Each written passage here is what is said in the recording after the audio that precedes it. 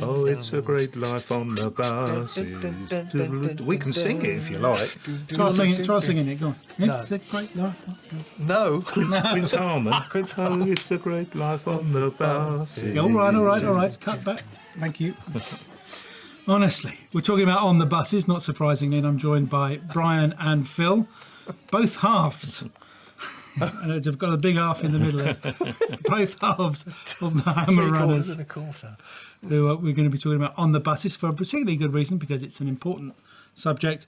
It's a good one for Film Talk, and these two you guys worked on two of the On the Buses movies. We did. Exactly right. Tell us a bit about that. So who was on the first one? You both. Brian was on the first. I did the first one, yeah, because I'd already worked at Elstree the year before on the Vampire Lovers for Hammer, so of course we felt we were experienced production runners. Absolutely, at yes. this time. So as Hammer decided to do On the Buses, I was sent down here to Elstree, where we are, as the production runner. And they certainly got their money out of me, because they were shooting Dr. Jekyll and Sister Hyde at the same time. Which you were also. And I was also the runner, and so I really was running. Did a lot of running then. It had a very small budget on the buses. That's probably the reason why they didn't want to spend their money too. It was. I mean, Roy was an accountant. Yeah. Anyway, and I think Sir James Carreras, the boss, had called him into the office and said, we're going to do On the Buses. And then Brian Lawrence, the company director, persuaded Sir James, I think, to go in for those sitcoms. And the budget was £100,000. Wow. And Roy, being astute type of guy that he was, got his money back virtually straight away for the advertising on the bus. One of the Paul's companies, about 50 grand or something. Wow. Was there a Navy rum or something? It was one of That's the. right. Yeah. It was one depot. the Pauls.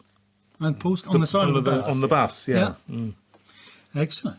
And they used stage 5 at Elstree, which was the bus depot, a huge stage, sadly no longer here. It's now checkout 5 of Tesco's. Tesco's yeah, now. That's right. Yeah. And it was only a 4-week shoot, but it was great. I loved it. It was great to meet the characters.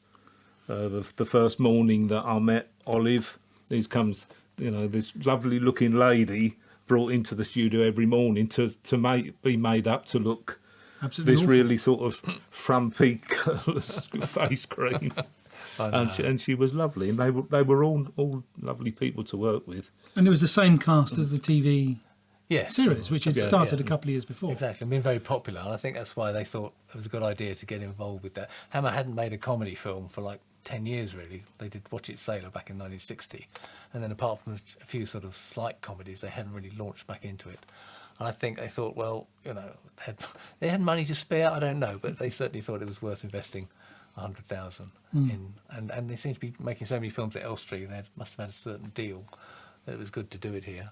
And the same as Brian says, with Roy Skeggs getting a lot of the budget back with advertising, it was made really cheaply. Consequently, it made how much at the box office? Millions, didn't it? It did. I think in total it went on to, from worldwide takings as well, I think Roy Skeggs said that it recouped about £3 million for Hammer Films for £100,000 budget. I mean, it was one of the few movies ever to get its money back within 14 days, something like that. That swine trapped me in my cab. Did he? Come on, girls. Let's sort this little boy out. Yes. He's the one what done it. Yeah. Right? Come on. Hammer was going through a lean time by the 70s. Yes, I mean, they were making lots of films and they had money from different investors, but they weren't all hitting the box office the way they wanted it to. Some were doing okay, some weren't doing so well. So when On the Buses made that money, it was no surprise that the following year they got Ronald Chesney and Ronald Wolfe to write another episode of Mutiny on the Buses, which I worked on, as Brian had done his stint. We used to take it in turns most of the time, and I got a chance to meet all the cast, and they were all great. They were all great fun. I mean, I found Reg Varney took it quite seriously. He was quite a talented piano player, because at the end of shooting party we went to up here, on your one you said come along, and he took over on the piano with Doris Hare having a sing-along. It was like a knees up. It was a knees within up. 5 It was minutes. amazing. I think he really enjoyed that. So I tend to feel that, that was more his forte than doing comedy. But they could all do it spot on. They would work very hard together. As far as you had Anna Karen putting a horrible makeup on, she had to do, and she had to eat, because between films she'd actually sort of lose weight. She didn't want to be this frumpy woman, so she was sort of losing weight. And I think the producers told her she ought to go and eat some more pies and donuts, sausage rolls, to sort of fatten Olive's look up, which she did, and then she'd immediately lose it again when the film had finished. Mutiny on the Buses was quite fun because they went off location to Windsor Safari Park. That was that's the right, yes. plot. Yeah. He got a chance. Stan gets this chance to run this special bus in Windsor Safari Park, and that's the only bit of location shooting I think I did on it. I went out there for one day when they were doing pickup shots and the bus going round and round and being chased and the policeman chasing it and that sort of thing.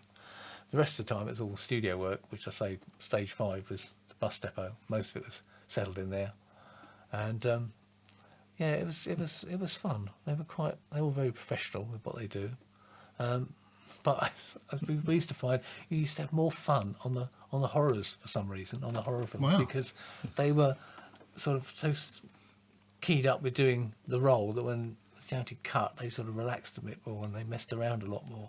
And comedy, as I always said, is quite a serious art, and to get it right, timing right, the on the Buses crew would do it right, but they would just sort of do it and do it again to get it spot on, and that was it. There wasn't an awful lot of messing around, because I suppose you couldn't really, could you? I mean, they gelled so much as a cast, because, I mean, they'd been working on the TV series and also the free features. For a few years. So they were so used to being a close sort of gelled cast, everything worked. They knew, they bounced off of one another, whatever situation they were in. Here, listen, I'll twist this bit of wire around it for the time being. Go down Traps Lane, we'll get her there in 5 minutes. All right, get on with it. It's all right, my love, it's all right. We'll have you there in no time. Hold on. Yeah, it's all right, all right. Right, okay, darling, I'll hold on to the sidecar. You hold your breath. Here we go. Right. I think it went on release in August, I think, what was it, 1972? So it was made in 71. On the buses. 71, and Mutiny was 72. About August, I think, of that year, 71, it went on release. And by Christmas, it made £1 million. It broke box office records for takings, and also equalled one of the Bond movies, I think, or took even Diamonds more. Are Forever, yes, it was better. Yeah. More money, it's been That for 1 reported. week, yeah. And they were, everybody says how corny they were, but they actually were quite funny. I mean, we watch them now and sort of go, well, that wasn't that great. But it still makes you laugh, a bit like the Carry-Ons do. I mean, Carry-Ons were funnier. They've gags, but a lot of the on the buses had quite a good slapstick in it, which you laugh at regardless of whether it's politically correct or not. It's just funny. So it kind of worked, which you understand why people still like it now. They still like the series, they still like the films. And they went on to do a third one, of course, which we weren't involved with. But Yeah, the Holiday on the Buses. And that's quite good. It has its moments. But it was a strange type of comedy as well, because you had this guy who was the bus driver, who was middle-aged, and yet he was getting the girls. It wasn't a young fella. You wouldn't get away with it today.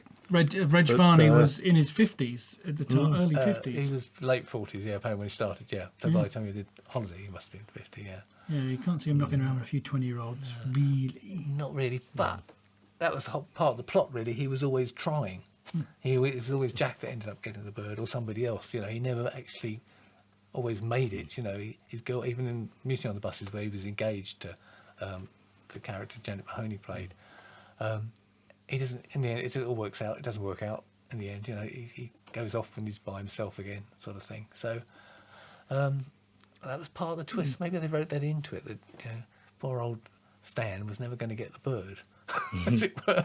It was always going to be Jack. But I mean, they were quite clever, weren't they? Ronnie Wolfe and Ronald Chesney, the writers, because you had like the two situations. You had like the bus garage and on the bus, and then the home situation at Stan's, with the in Mum's kitchen, etc.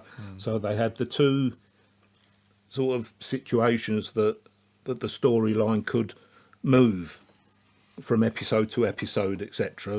And so they was able to keep it up for, what, 7 series? Yeah. Was it, I think, the TV series? Yeah, possibly. I mean, Michael Robbins is probably my favourite character, Arthur.